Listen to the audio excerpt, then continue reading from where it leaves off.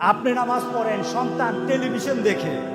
আপনি নামাজ পড়েন, ছেলেকে ঘর থেকে বের করে দেন, এই বের হ, আমি নামাজ পড়বো। আরে বাবারে, কি নামাজি রে আপনি! সন্তান আপনার কাঁধে চড়বে, সন্তান আপনাকে ডিস্টার্ব করবে।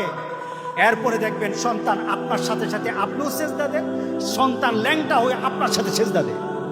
আমি একবার আমার ছেলেদেরকে বললাম যে আল্লাহ সুবহানাহু ওয়া তাআলার 99 নাম মুখস্থ করবা, 1000 টাকা দেব।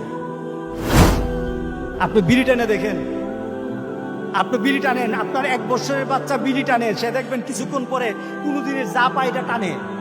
তার মানে কি? বাপের লক্ষ্মী ছেলে।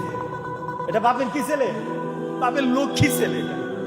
আর যখন নামাজি, আপনি যখন সেজদা দেন, 1 বছরের সন্তানও দেখে দেখে সেজদা দেয়, তখন এটা আল্লাহওয়ালা ছেলে হবে। এটাই আল্লাহওয়ালা ছেলে হবে। এটাই আমাদের দায়িত্ব। কি বলেন, করা দরকার আছে কিনা বলেন? এমন ভাবে যখন সন্তানকে শিক্ষা দিবেন, দেখবেন মনটা বড় হয়ে গেছে। আমার ছেলে নামাজি, আমার ছেলে চুল লাল করে না, আমার ছেলে রাস্তায় আড্ডা দেয় না, রাস্তায় আড্ডা দেয় না। আমার ছেলে যদি দিনদার হয়, আমার কলিজা বড় হবে।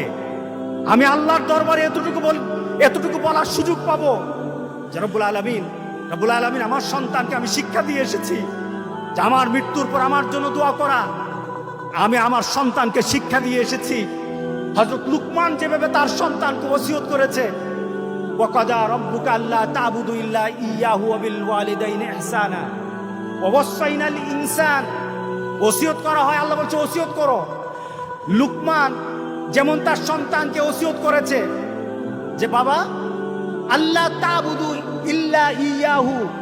লুকমান তার সন্তানকে বলতেছে, বাবা আমি চলে যাব, গোটা পৃথিবীর কারোর সাথে তোমার পরিচয় থাকতে হবে আমি বলি না, কিন্তু সাবধান, রবের পরিচয় ভুলে যেও না, রবকে ভুলে যেও না, আল্লাহকে ভুলে যেও না। এটা আমার ওসিয়ত, এটা আমার ওসিয়ত, এটা আমার তোমার জন্য, এটা আমার তরফ থেকে তোমার মৃত্যুমুখী কথা, সারা জীবনের জন্য কথা। আল্লাহকে তুমি ভুলে যেও না। নামাজ যখন ছোট সন্তান আদায় করবে, তখন আমাদের তরফ থেকে কিছু ঘোষণা থাকবে। এই নামাজ যদি পড়ো না, তাহলে কিন্তু মজা খাওয়াবে। নামাজ যদি পড়ো না, এটা কিনে দেব। নামাজ যদি পড়ো না, তোমাকে বিভিন্ন জায়গায় নিয়ে যাব, ঘোরাতে নিয়ে যাব। সন্তান চিন্তা করবে তখন, আমাকে একটু যদি আব্বার থেকে আদায় করতে হয়, তাহলে নামাজ পড়তে হবে। নামাজ যদি পড়ি, আব্বার থেকে আদায় করতে পারবো। আর এই আদায়ের পদ্ধতিতে একদিন দেখা যাবে আব্বার থেকে কোনো চাহিদা না, নামাজই তার চাহিদা হয়ে গেছে। আপনাদের সন্তানের মধ্যে এই লুপটা জাগানো দরকার। আপনি যদি আপনার সন্তানকে লুপ জাগিয়ে দিতে পারেন, লুপ নয় এটা, এই লুপ দিয়ে প্রথম মাছ যে ধরেন আপনার বসির মধ্যে কি দেন, এই আধার দিয়ে কিন্তু মাছ ধরে না। এর আগে কি ফালান? প্রস্তুতি, একটা চারা করেন, এটাকে বলে চারা বলে। বিভিন্ন জিনিস দিয়ে একটা পরিবেশ করেন, বিভিন্ন জিনিস দিয়ে তাকে এদিকে আনেন। এরপরে সেই মাছের সেই বসির মধ্যে আপনি কি লাগান? বিভিন্ন আধার দেন, দিয়ে বসে থাকেন, ধরে কিনা? আর এমনি বসে থাকেন তো ধরবে না। এটা একটা প্রসেস, এটা একটা মানুষকে মুখী করা, কোন একটা জিনিস মুখী করার জন্য একটা পদ্ধতি। আপনার সন্তানকে যদি নামাজমুখী করতে হয়, বর্তমান সমাজে মোবাইল মুখী করে ফেলছেন, এর জন্য বেশি কিছু লাগছে নাকি? মোবাইল মুখী হয়ে গেছে সব। এখন নামাজমুখী করতে হবে, মোবাইল থেকে নামাজের দিকে নিয়ে আসতে হবে। আপনার সন্তানকে আনতে গেলে কিছু খরচ পকেটের করতে হবে, করেন, দেখবেন ইনশাআল্লাহ আপনার সন্তান সবগুলো আল্লাহওয়ালা হয়ে যাবে ইনশাআল্লাহ। বলি আমি একবার আমার ছেলেদেরকে বললাম যে আল্লাহ সুবহানাহু ওয়া তাআলার 99 নাম মুখস্থ করবা, 1000 টাকা দেব। দেখি একজন তাড়াতাড়ি মুখস্থ করে ফেলছে, তো সে তো ভাগী হয়ে গেছে, সে 1000টা নিয়ে খুশি। আমি চিন্তা করলাম যে আমি যদি বলতাম করো, হয়তো সে এত আগ্রহ নিয়ে করতো না, একটু শাসন করা লাগতো।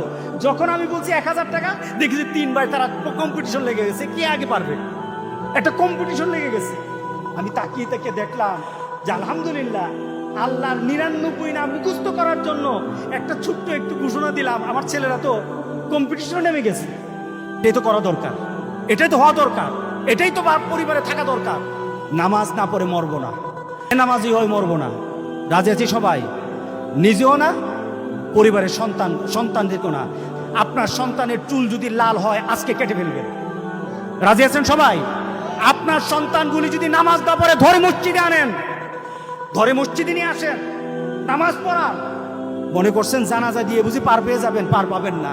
সন্তানটাকে মসজিদে ঢুকান, ইনশাআল্লাহ আপনার সন্তানগুলি দেখে দেখে আপনি তৃপ্ত হয়ে যাবেন। আল্লাহ সুবহানাহু ওয়া তাআলা এই সন্তানের কারণে আপনাকে মাফ করে দিবেন। আমিন আমিন। আসসালামু আলাইকুম ওয়া রাহমাতুল্লাহি ওয়া বারাকাতুহু।